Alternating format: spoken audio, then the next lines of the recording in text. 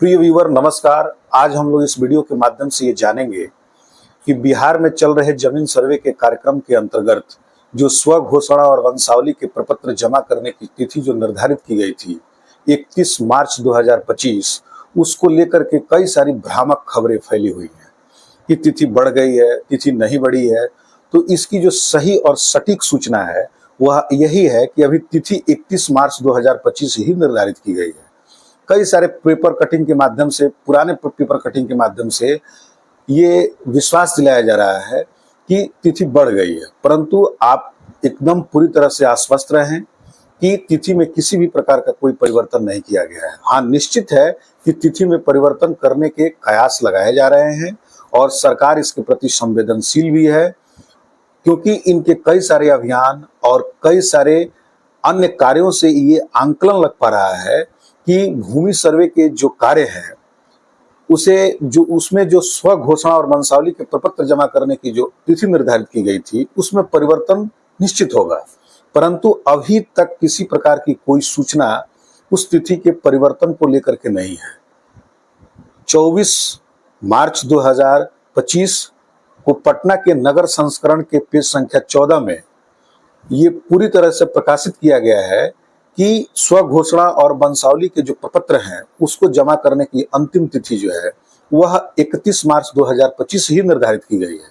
परंतु कई ऐसे वीडियो यूट्यूब पर देखने को मिल रहे हैं कि जो वंशावली और स्व घोषणा के प्रपत्र हैं उसकी जमा करने की तिथि बढ़ा दी गई है और किसी भी तरह की कोई आधिकारिक सूचना लेटर के माध्यम से या ऑफिशियल वेबसाइट या ट्विटर हैंडल से इसको नहीं बताया गया है।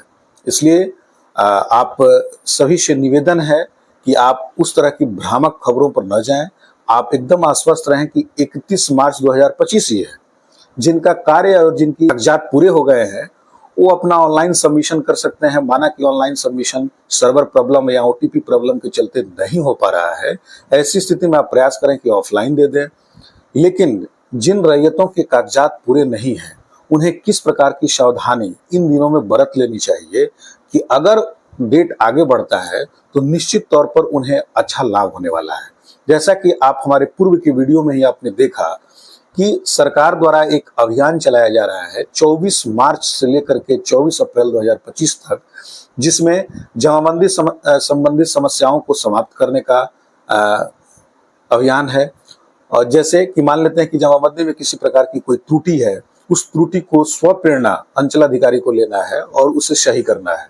इसके साथ ही साथ लगान संबंधित, यानी लगान का कोई अपडेशन अगर लगान रसीद में नहीं है तो उसे अपडेट कर देना है, ताकि जो रैयत हैं वो आसानी से अपनी लगान को ऑनलाइन पोर्टल के माध्यम से कर सके। तो ये अभियान के अंतर्गत आने वाली सेवाएं हैं, उस सेवाओं में सुनिश्चित किया गया है कि 72 घंटे के अंदर आपको अभिलेख आपके घर तक या उस पोर्टल के माध्यम से आप रिक्वेस्ट दे करके मंगा सकते हैं। जैसे कि मान लेते हैं मैप है, भूचित्र है, भूचित्र को 72 घंटे के अंदर आप घर पर मंगवा सकते हैं। इसके लिए भी हमें अपने चैनल में वीडियो बना करके दे रखा है, जिससे आप जा करके देखें और आप आसानी से भू मानचित्र को अगर आप अपने घर पर मंगाना चाहते हैं तो आसानी से उस वीडियो को देख करके आप ऑनलाइन ऑर्डर कर सकते हैं।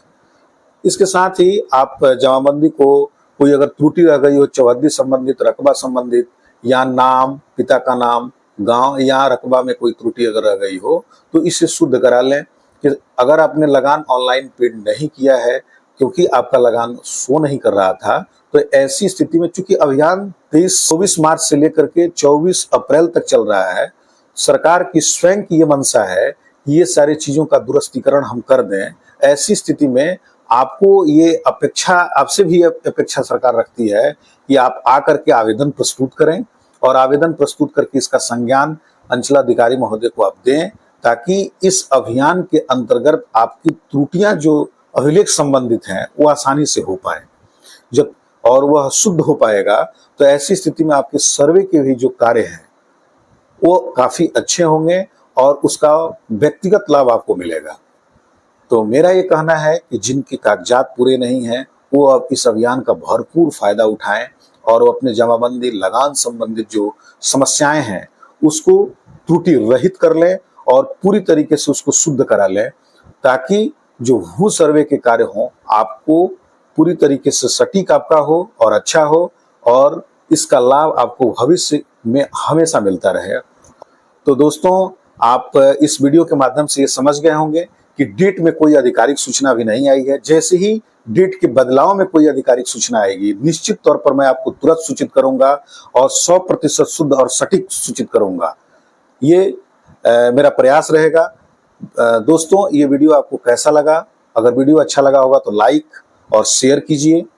अगर किसी प्रकार की कोई दुविधा आपके मन में रह गई होगी तो इसे कमेंट में जरूर पूछें, मैं उसका जवाब तुरंत देता हूं। और मेरे चैनल को सब्सक्राइब करना बिल्कुल ही ना भूलें। और अपना कीमती समय अभी तक इस वीडियो पर देने के लिए बहुत बहुत धन्यवाद।